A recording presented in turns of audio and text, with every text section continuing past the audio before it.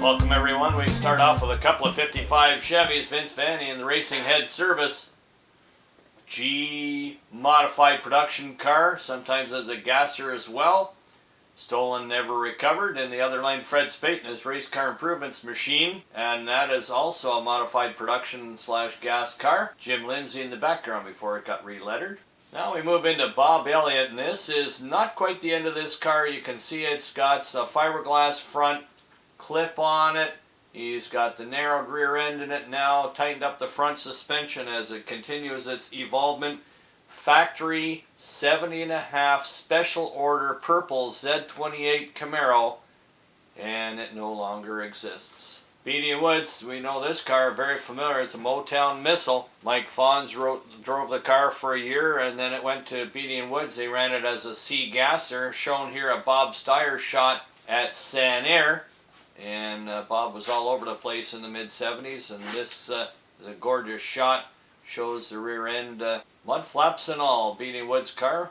And here's another iconic Bob Steyer shot. Classical gas machine is Cliff Satursky, a altered Hemi. Logie chassised machine in the other lane, Big John Torelli, and of course he builds his own stuff in his de-altered Anglia. Now we go to Brinjack and Warner. This car is very interesting. This is the 71 Cuda of John Petrie. It went to Alban Gauthier. Alban ran it for quite a few years. Doug Brinjack bought it, and on his way home took it to Wolverine chassis, had it all modified.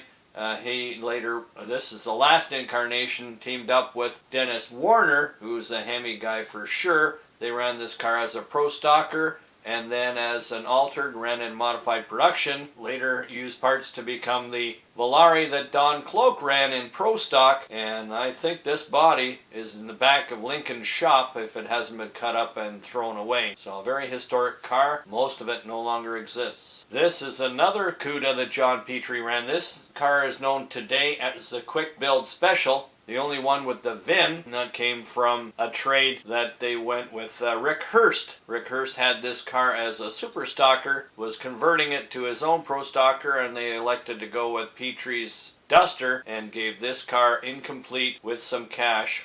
Doug Heaney, he's a friend of Dragway Memories for sure. This is his first version of his Vega home built out of performance improvements. You can see the nice blue paint, and later on he got the fiberglass front components off Bert Strauss's Astra and went and painted it white, and it looked pretty good, and it met his desires as a rollover. And Doug Heaney regrouped and bought the Fahey Brothers Corvette and went on to fame and fortune.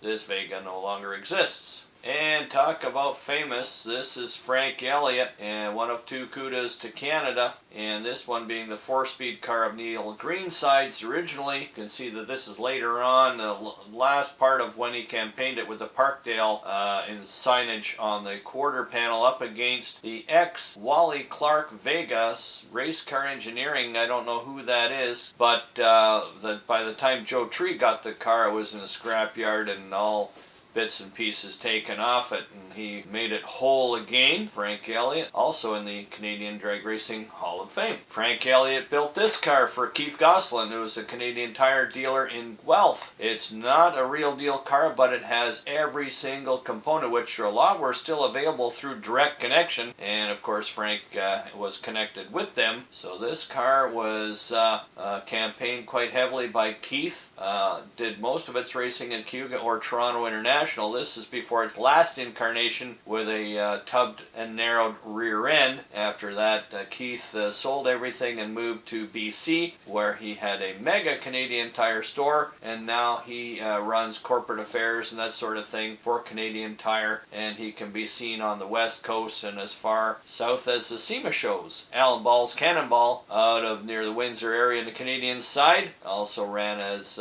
various different classes and altered, and a super gas car later on, and that car still exists. Phil Sampson's family owns it now, and they're taking good care of it. Probably one of my most favorite FJ cars, and of course I'm a big fan, and he's made lots of really cool cars. My second favorite would be his Grand Am. If only it was a stick car, it would be my number one.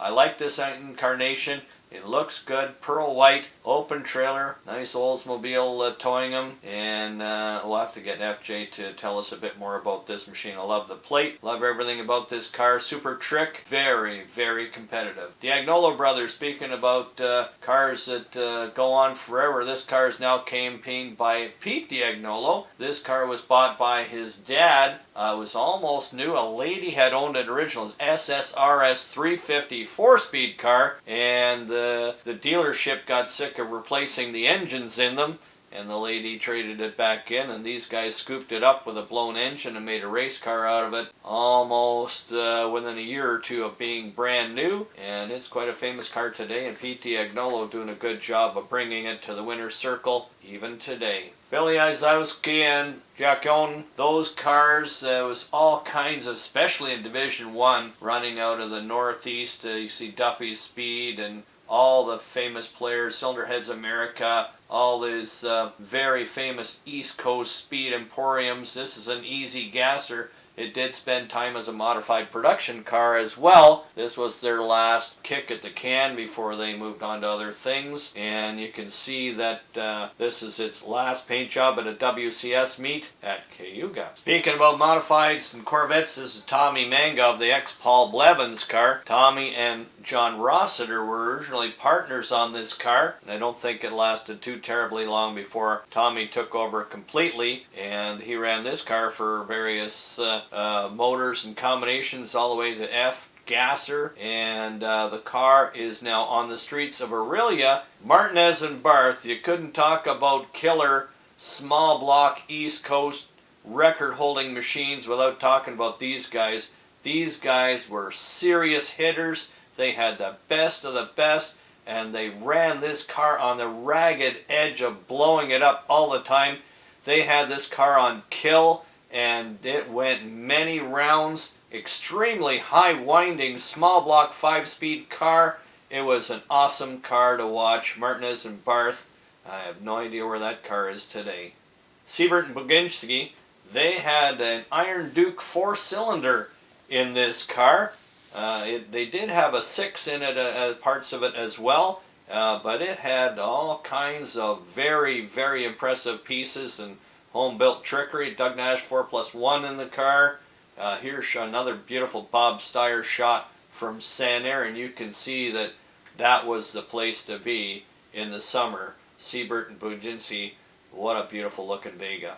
This is the very end of this Astra for Bert Strauss, running it as a B altered car. It spent some time as an FX car as well, and just shortly after this, not even through the season, Bert sold it to Bob Elliott, who did some minor relettering, calling it the Draft Lifter, which is a series of cars that Bob called it. It was named after a drink, not any border crossing thing.